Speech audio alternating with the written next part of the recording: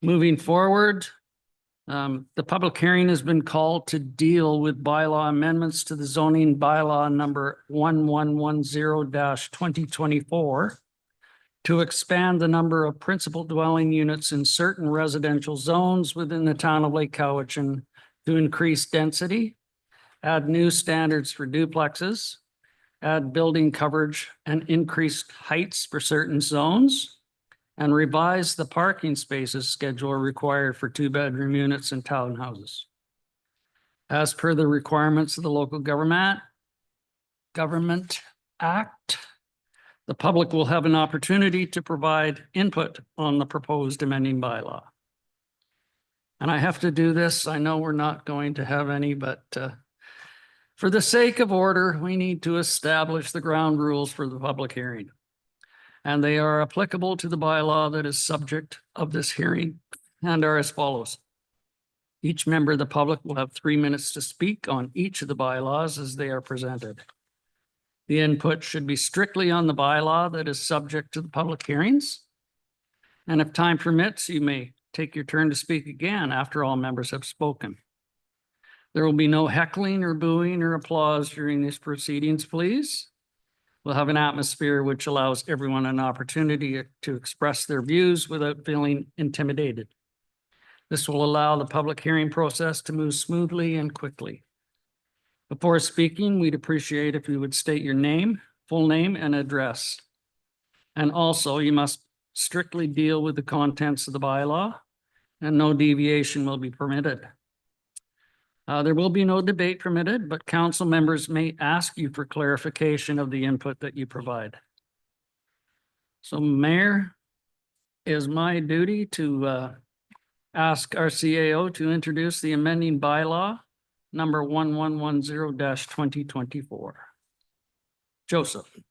The zoning amendment bylaw 1110-2024 intends to increase density on a residential lot by permitting additional residential units to certain of the zoned properties within the town of Lake Cowichan. It also proposes to revise standards for duplexes. Building coverages in certain residential zones has been expanded. The parking spaces schedule is also being revised to accommodate two-bedroom units and townhouses. Those affected by these changes have been notified through the publication of the required public notices under the Local Government Act. Advertisements have been placed in the local newspaper and on the main webpage of the town's website. All statutory requirements have been met.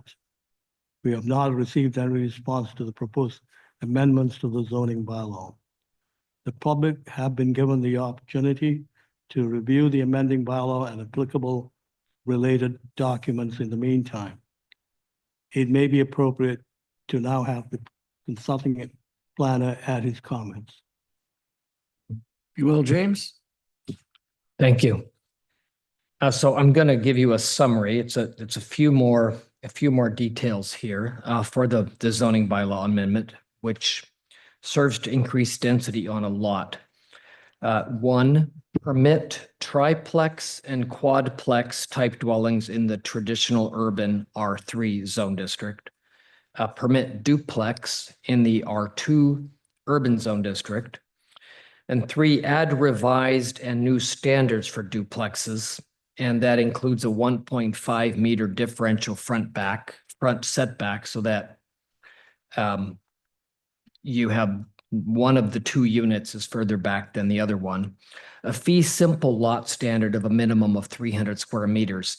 What this means is 300 square meters per side. So basically you'd have a lot line running through the middle of the duplexes. This isn't an arrangement which we accommodate at this point. Typically what happens instead now is it's stratified. So you have a regular lot and then the duplex, the outlines of the duplex with the line in the middle shows up on all the maps through BC Assessment and our own maps that the CBRD manages for us. So that's a bit of a difference that we're allowing for that. Fourth, In the medium density zone district, we're allowing the same kind of standards for townhouses, where a townhouse can have its own lot. In this case, it would be 200 square meters with a common party wall. Increased maximum height. It's the only zone district which still has an 8-meter maximum height. So the 11 meters would allow for actually a 3-story townhouse. Fifth, apply differential garage and building face front setbacks to the R3 and R4 zone districts. This currently is the regulation we have for the R5 zone district, which is an example of that is where Plant Homes is currently constructing at the entrance to the town, the eastern entrance. If you'll notice that differential, which puts the garage a little bit further back. It's an aesthetic consideration, which works very well. So we're applying that to more zone districts. 6, apply a 3rd-story and roof slope standard of a minimum 8 vertical run to 12 horizontal run for the R3, R4, and R5 principal buildings, except for townhouses.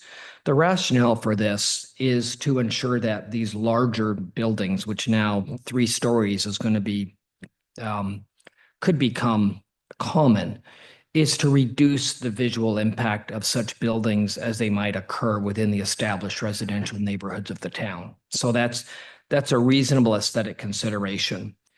7, expand the building coverage. This is the percentage that we have in the bylaw for R2, R3, and R4 by 5 percentage points. So that results in 40, 50, and 50% respectively for those zone districts. So it's just a slight increase in the coverage allowance. And then 8th, and this is here just because it was somehow it wasn't in the bylaw in the last major overhaul a few years ago. 4.5 meter minimum rear lot setback for R7. So the R7 multi-unit zone, it just went missing somehow a few years ago. So that's been put back that's basically been put back in the bylaw. And number 9, a very minor modification to the Schedule B of the bylaw, that is the parking spaces section. So for an apartment, we would reduce the parking requirement for a 2-bedroom unit from 1.5 to 1 space. And secondly, for townhouses, which are required to have 2 spaces, that unit must either be in a tandem garage or have rear parking. So again, that's another aesthetic consideration.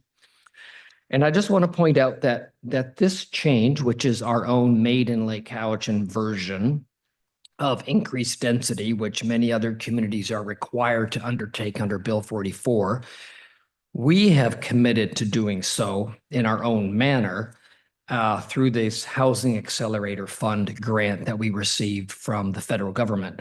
So in August of 2023, Council agreed to include increased density as one of the initiatives. So this is an initiative, and it forms the foundation for what we hope will be an increased number of dwelling unit building permits issued over the next 2 years. That concludes my presentation. Thank you very much. So now I will turn to the public. If you do have any questions or comments, if you could come to the podium and utilize the mic there for your public input, I will invite those who wish to approach the podium at present.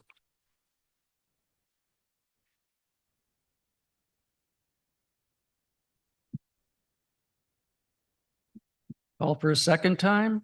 Any interest in public input on this?